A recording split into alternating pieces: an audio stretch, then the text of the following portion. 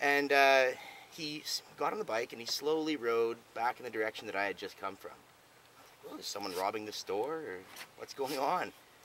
And what ended up happening is he rode the bicycle to the store.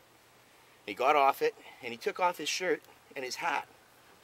And he handed them to a man who had no shirt or hat. And he put them on. And then he began patrolling.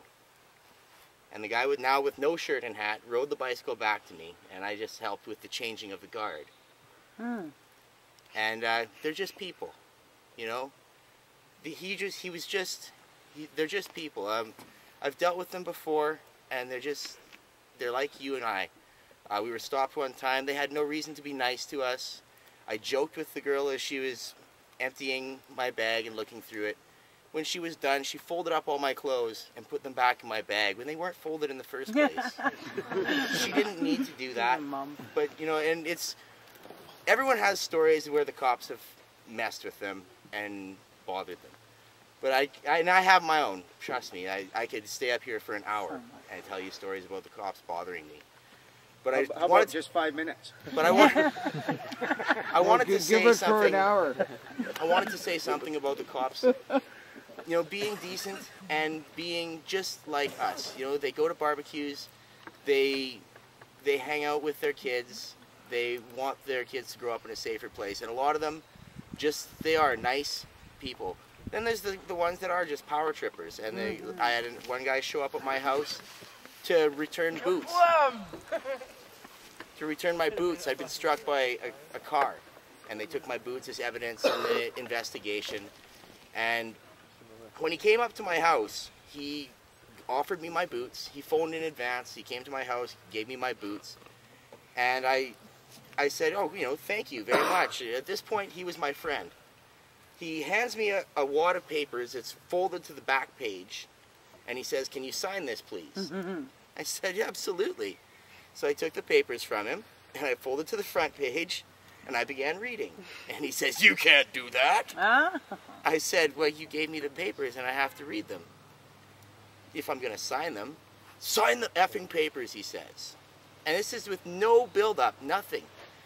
And then he began calling me all kinds of, began calling me a homosexual and ripping on me, right? And he grabbed the papers out of my hand, and he wanted to get the pen from me. And my back was up a little bit. I was like, no, give me the paperwork back. I will read it and sign it, just like I'm supposed to. And he grabbed for the pen, and I just kind of dipped it a little bit. So he missed it. And my friend was inside watching. He said it looked like a couple kids fighting over G.I. Joes on the playground. And so he reached for it again, and I dipped it, and he grabbed me and slammed me against the car. So I reached inside, and I grabbed a hold of his vest, and I just pulled him towards me, and he just staggered past me off balance. Then he called, well, my dog jumped through the window, and he tried to make a threat at my dog. The dog stopped in the yard, and I ended up getting him in trouble, to make a long story short. He called the entire police department to my house. I'm standing in front of them, not fighting with them, but arguing the finer points. One of the points was that I said, if you went to McDonald's and the kid behind the counter said, here's your effing cheeseburger, would you take it? And they popped out with, this isn't a McDonald's uniform. And I said, no, but it's a uniform, and it holds all of the duties and responsibilities of that uniform. You have to respect the uniform while you wear it. I said, man, you're at work. You're driving a company car. You're wearing your uniform. You can't treat people like this. And he called he said, at which point he said, I just effing treat everyone like this. This is how I effing talk. Everyone gets this sort of effing treatment from me. So I said to him, I said, you treat my mother that way? Is that how you talk to my mom? Oh, yeah, you're bad, right? She was a missionary. She taught people about Jesus. Can you show me your effing ID? Like, it just doesn't work that way. And at the end of it, when it was all said and done, my friend said, I was starting to get mad, and my buddy taps me on the shoulder. He says, hey man, they don't have anything. Let's go inside and drink beer. I was like, that sounds like a great idea. And I went inside, and that was the end of it. They couldn't do that? I left 7 police cars and 10 officers standing in my driveway, and they couldn't touch me because we never entered into conflict with them, and we were in the right. They were trying to push their weight around. It's not... They know they have limits, but they don't know we know they have limits. Yeah. Since I began studying the law, I actually found out that I could have put him in jail for 2 years for misconducting himself while serving an order. If we just know more about that, they won't get away with it. That's why we're here. Right on.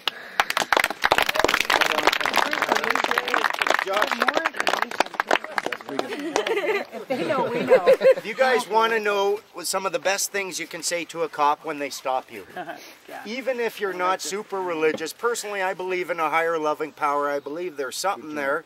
I don't think I can define it, and the term God turns a lot of people off. In my book, God can be a tuna sandwich in the back of your fridge for all I care. But they're peace officers. When you're playing the game, you want to avoid a number of things. One is getting beat up at the side of the road. That is not on the fucking menu. We want to avoid that. We want to avoid court, and the best way to avoid court is to prepare your defenses so good that they are shot. They don't even want to play. Yeah. The best thing I have ever found to say to a cop at the side of the road when they pull you over, and bear in mind, they put on their flashing blue lights, you pull over, they've extended an invitation, you've accepted it. All you really have to do is just slow down, yield, wave them by, go on, go on, there's no emergency in this car, don't know what the fuck you want. Wave them on. If they get behind you and they get on the horn, the PA system, they've got it, pull over, now they've given you a command, it's a man with a gun, pull over at that point, open your window, and when it comes to the window, you say, God's peace to you, peace officer. Are you claiming or seeking contract or conflict? Yeah. Shuts them right down. Oh, they can't do... What is that again? Are you claiming or seeking contract or conflict? They're stopping you for a reason. Plus, but check this out. They're peace officers. You get in court. You put them on the stand. Are you a peace officer? Yes, I am. What was the very first words out of that man's mouth? God's peace to you. God's peace to you. Oh, really? And what'd you do with that? You've got them nailed right there. And then when it comes to contract or conflict, they are operating upon the assumption that as an agent for ICBC, you are in contract with ICBC, and therefore they have the power to stop you and enforce ICBC rules. So they're claiming contract. But they don't want to come right out and say it. And as a peace officer, they can't generate conflict. They can't seek conflict. If they're claiming it, they better have something that supports it right then. And if they're claiming contract, you say, show me. Show me that contract with my signature on it. It shuts them right down. I've told a number of people this. 3 reports that I've gotten back. Every time it was exactly the same thing. The cop walked up, God's peace to you. Oh, another one. Close the book, walk away. There is nothing, from my perspective, in a court of law, I would love to have a cop on the stand in that situation. Now, in court, it's a very funny thing. There are some situations, or not situations, ideas about what court is and isn't. I know that I have gotten used a fee schedule. A fee schedule, essentially, it works with under protest. If I order you to do something and I've got a gun, the smart thing for you to do to not get shot is to do it. You don't want to get shot. But then afterwards, you now have the right to collect on what is called a fee schedule. It's kind of just like at McDonald's. You have your menu, and if you go to the World Freeman Society or my Facebook page, you can find a menu that we made up, following orders, X amount, doing this, doing that, and it looks just like a takeout order kind of thing. It's like a takeout menu that you can pass to cops. So you guys know who I am, incidentally? Oh yes, I do. Really? Can you tell me?